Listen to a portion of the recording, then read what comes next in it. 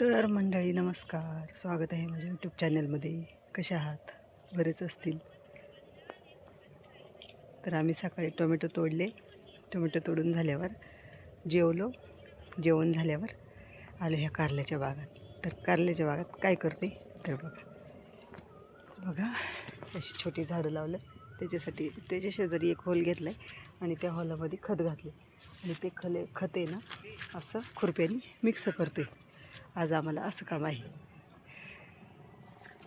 मस्त सावलीवरून आणि हे खत आहे ना मिक्स करायचं, कारण शेजारी दुसरी कारली लावलीत.